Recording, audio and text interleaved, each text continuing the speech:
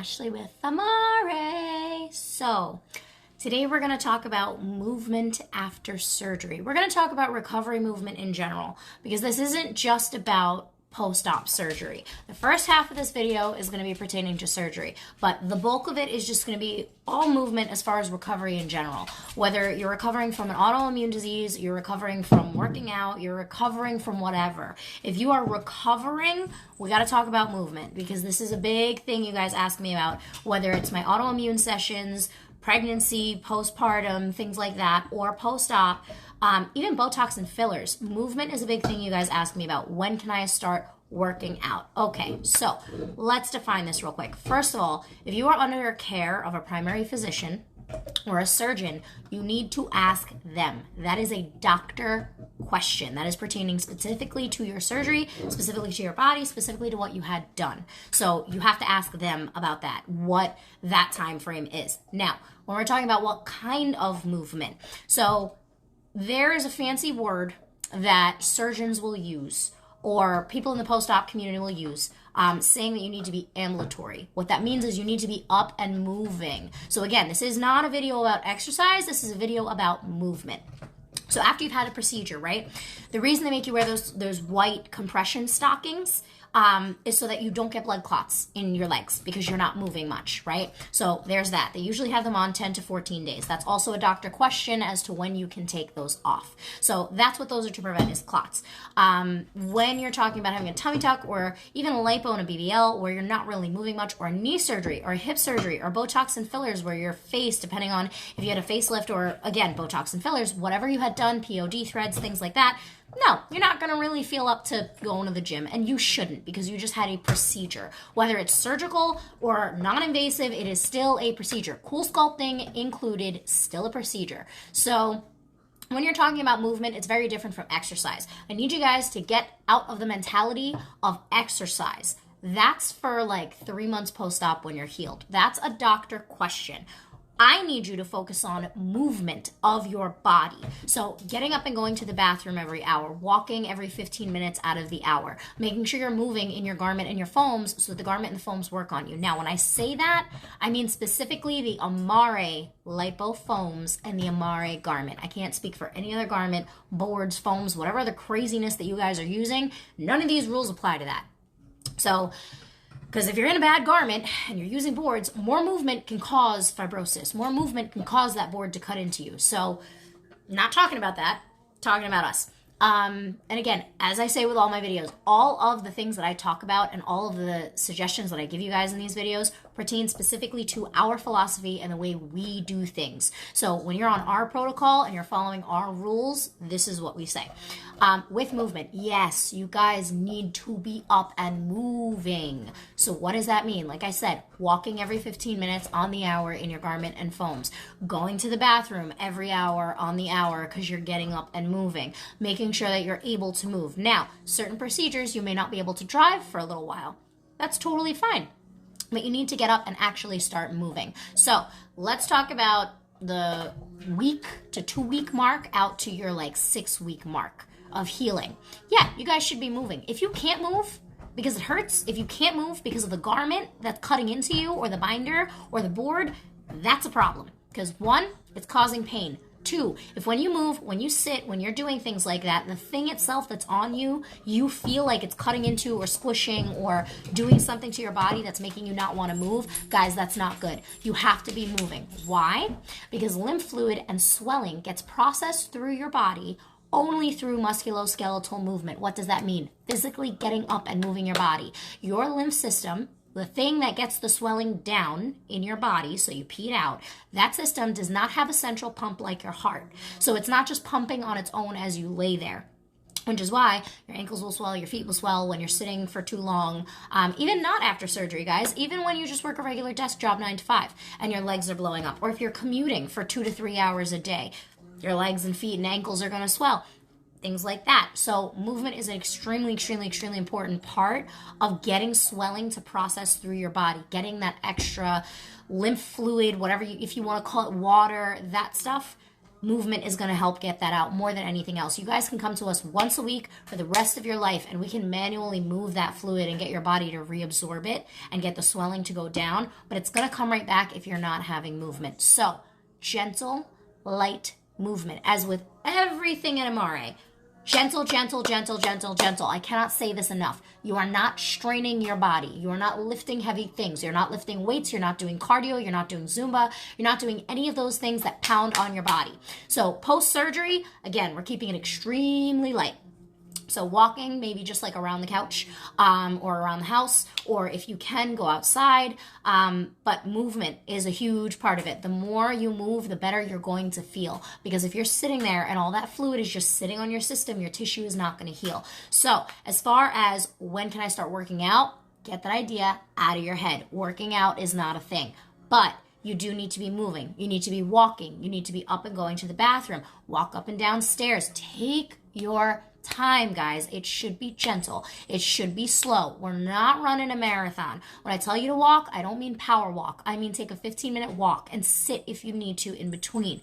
But get up and move. Because again, musculoskeletal movement is the only thing that's going to get that fluid to reabsorb into your body so that the swelling can go down so that you can start feeling better. Now, again, that being said, if you are in pain, if you are on the oxys and the perks, if you cannot move like that, do not push your body, but try to flex and point your ankles. Try to move your arms at least. Try to get up off the couch and then maybe sit back down.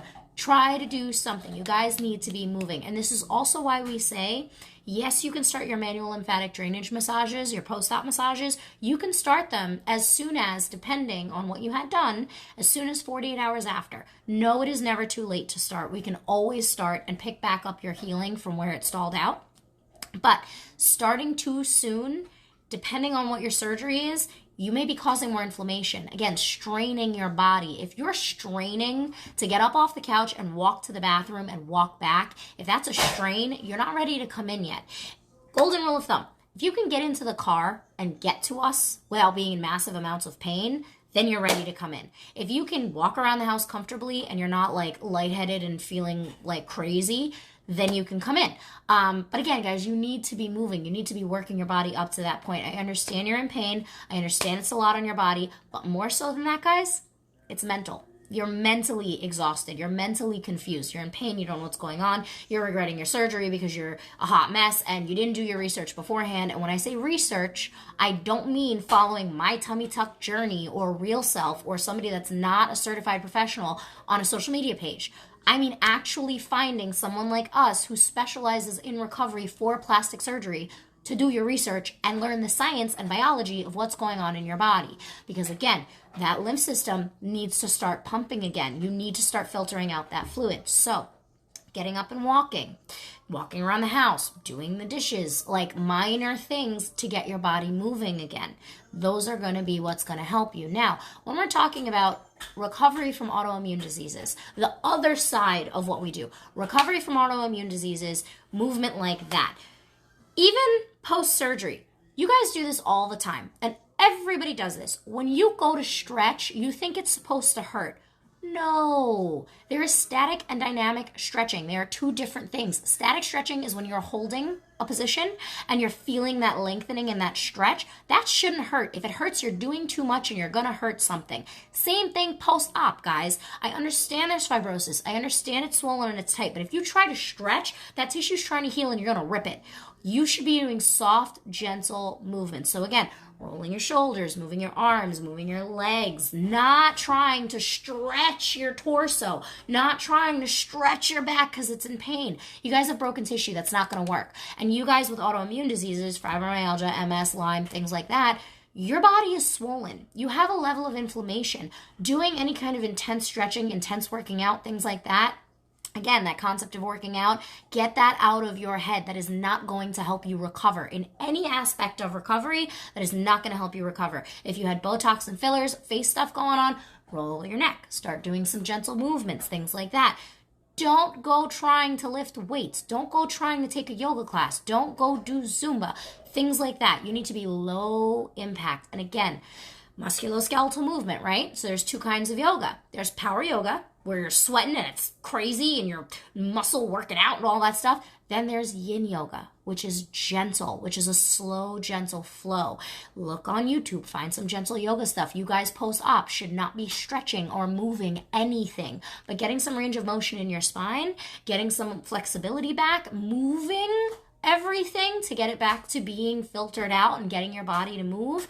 That's what's going to help you with your recovery. So as far as movement, depends on where you're at, but usually once you guys start with me, that's what we start having you do, is walking more, is, you're going to be going to the bathroom more, so you're going to be walking back and forth a lot more anyway, but making sure you're getting up and doing gentle movement. So like I said, anybody in recovery, my fibro, my Lyme guys, my cancer recovery guys, you need soft, gentle range of motion movement to get that lymph fluid pumping again so your swelling can start coming down. Whether it's internal swelling in your joints, whether it's, swelling from RA, rheumatoid arthritis, anything like that, gentle, slow range of motion movements are, think about aerobics.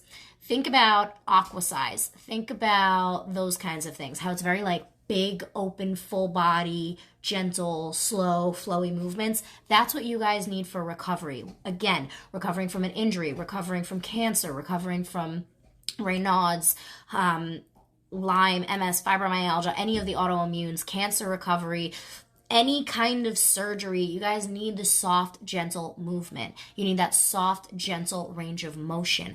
Otherwise, you're going to be trapped in your body under all that swelling, not able to move. And if you're not moving that stuff with manual lymphatic drainage or gentle movement, it's going to turn into fibrosis because it's just sitting. So again, guys, make sure you're doing some kind of soft, gentle range of motion movement from week 2 to 6 post-op. And again, gentle yoga. Go on YouTube, look up some gentle yoga stuff. I am going to record at some point a gentle yoga video and post it on here so you guys have access to it, so you know what I'm talking about.